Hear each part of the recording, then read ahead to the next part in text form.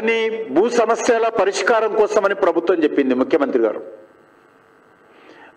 ఆచరణలో మాత్రము ఇది ప్రజల కోసం కాదు, ప్రభుత్వంలో ఉన్నటువంటి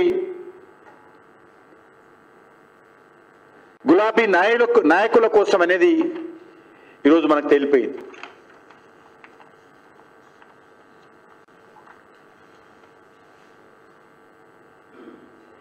ప్రజాప్రతినిధులు, కొంతమంది రియల్ ఎస్టేట్ వ్యాపారులు కుమ్ముక్కై రెవెన్యూ అధికారుల నుంచి అక్రమంగా స్వాధీనం చేసుకున్నటువంటి భూములను ప్లాట్లుగా మార్చి హైదరాబాద్ చుట్టుపక్కల విక్రయిస్తున్నారు. ధరణి వచ్చి ఏళ్లు గడుస్తున్నప్పటికీ ధరణి పోర్టర్ రైతులకు భూపత్రాలు అందించేటువంటి పరిస్థితి లేదు. దీని కారణంగా అటు రైతు బంధు కానీ, కేంద్ర ప్రభుత్వం ఇచ్చేటువంటి రైతు సహాయం కానీ, లేక క్రాప్ లోన్స్ కానీ, ఇంకేదైనా బ్యాంక్ లోన్స్ తీసుకోవడానికి కూడా ప్రజలకు అవకాశం లేకుండా పోయింది. నోటికాడి కూడు గద్దలు కొట్టుకుపోయినట్టుగా ప్రజల భూములను ధరణి పేరుతో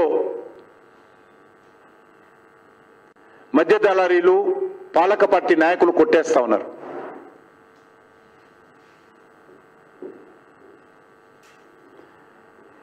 కోర్టులు, న్యాయస్థానాలు కూడా కొన్ని వ్యాఖ్యలు చేశారు.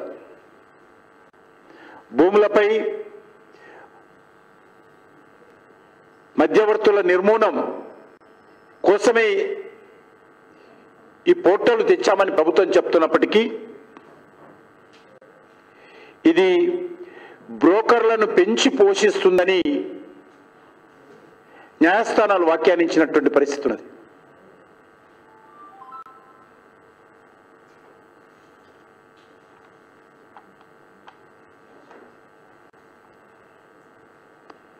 చాలా ఏళ్లుగా భూములను నమ్ముకున్నటువంటి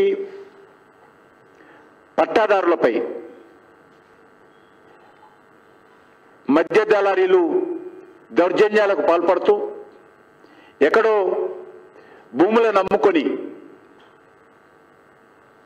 నివాసం ఉంటున్నటువంటి వారి వారసుల పేర అనధికార వారసత్వ పట్టాలను జారీ చేస్తా ఉన్నారు. భూములు అమ్ముకొని గ్రామాల నుంచి వచ్చేశారు. కానీ హైదరాబాద్లో ఉన్నటువంటి పెద్ద పెద్ద భూస్వాముల వారసుల పేరు మీద అమ్ముకున్న తర్వాత, వాళ్ళ ముటేషన్ అయిన తర్వాత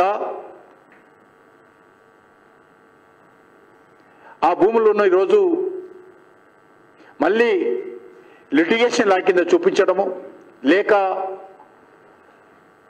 పాత ల్యాండ్ లార్డ్స్ యొక్క వారసుల పేరు మీద భూమిని రిజిస్టర్ చేయడం ధరణిలో చాలా దుర్మార్గంగా ధరణి పేరుతో వ్యవహరిస్తూ ఉన్నారు.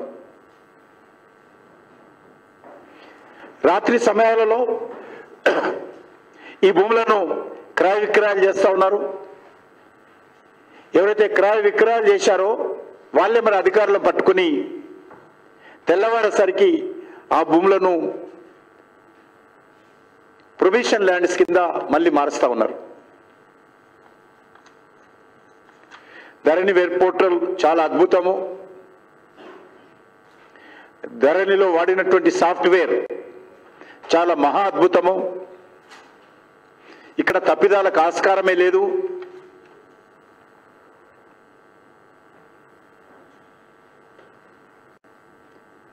అని అనేక రకాలుగా ప్రకటించారు.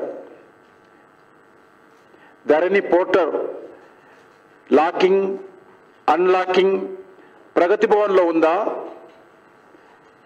ఏ అధికారి చేతిలో ఉంది?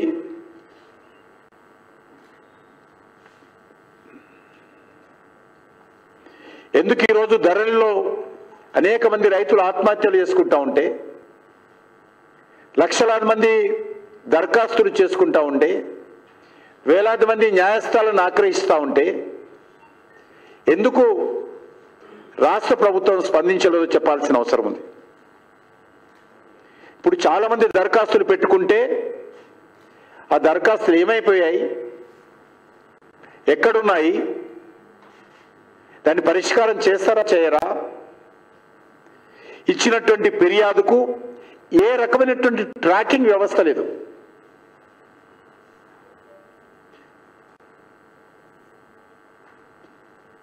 రైతులు పెట్టుకున్నటువంటి ప్రతి దరఖాస్తుకు ఫీజులు చెల్లించాల్సిన పరిస్థితి వచ్చింది.